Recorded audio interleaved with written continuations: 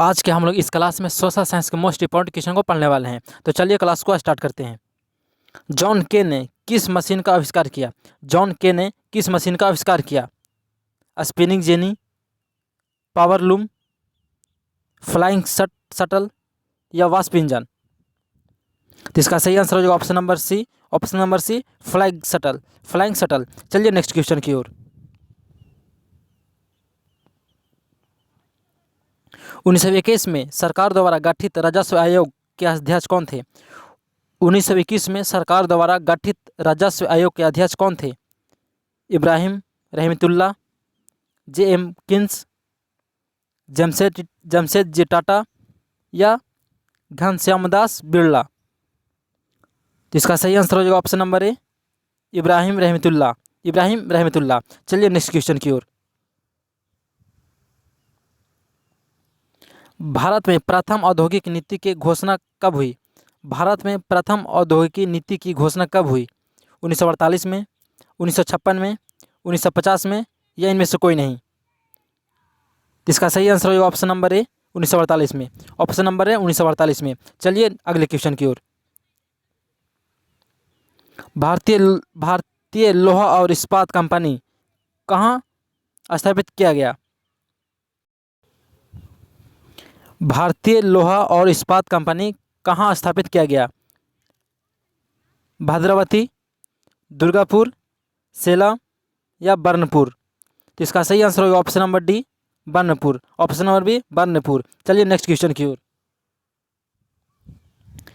Suez नहर को कब खोला गया? स्वेज नहर को कब खोला गया?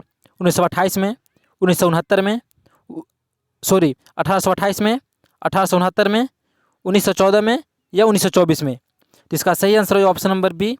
ऑप्शन नंबर बी, 1869 में। चलिए अगले क्वेश्चन की ओर। भारत में प्रथम सूती वस्त्र उद्योग कहाँ स्थापित किया गया? भारत में प्रथम सूती वस्त्र उद्योग कहाँ स्थापित किया गया? बम्बई, चेन्नई, कोलकाता या अहमदाबाद? तो इसका सही आंसर होगा option number C, Kolkata. Option number C, Kolkata. चलिए नेक्स्ट क्वेश्चन की ओर। Question number 7। राउरकेला लौह इस्पात उद्योग है? राउरकेला लौह इस्पात उद्योग है उड़ीसा में, झारखंड में, मध्य प्रदेश में या पश्चिम बंगाल में?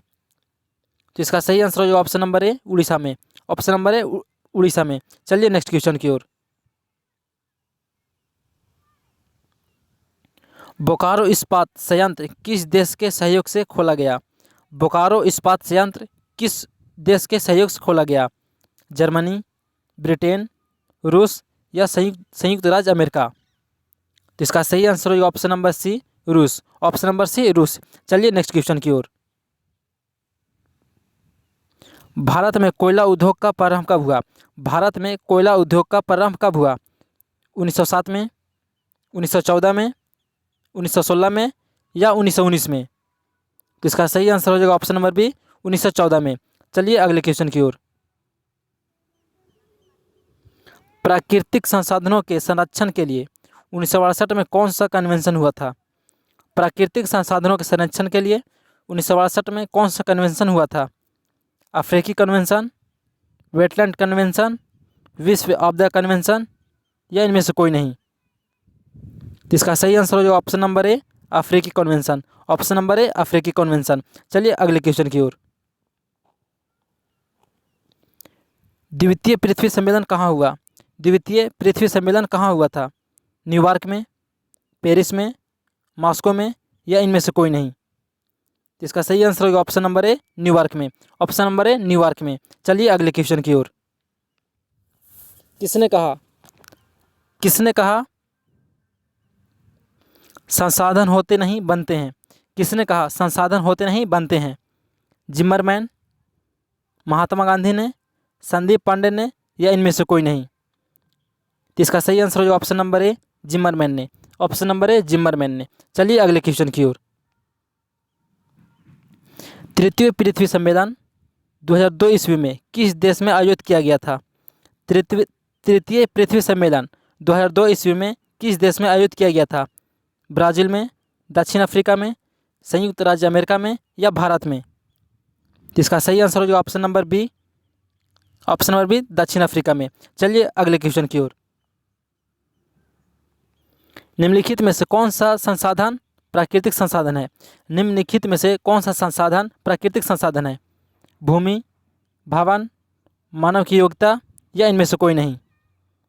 इसका सही आंसर हो जाएगा ऑप्शन नंबर ए भूमि। ऑप्शन नंबर ए भूमि। चलिए अगले क्वेश्चन की ओर। निम्नलिखित में कौन प्राकृतिक संसाधन नहीं है?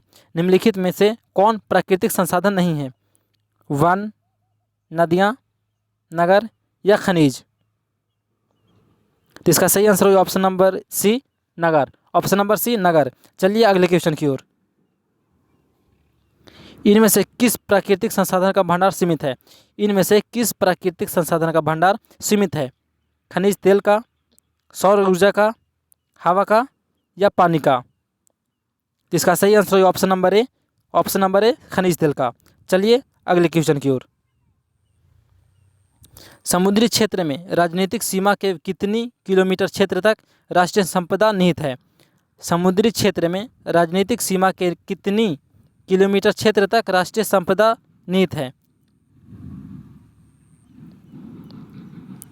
10.2 किलोमीटर, 15.5 किलोमीटर, 12.2 किलोमीटर या 19.2 किलोमीटर? तो इसका सही आंसर होगा option number D 19.2 kilometre. Option number D 19.2 kilometre. चलिए अगले क्वेश्चन की ओर।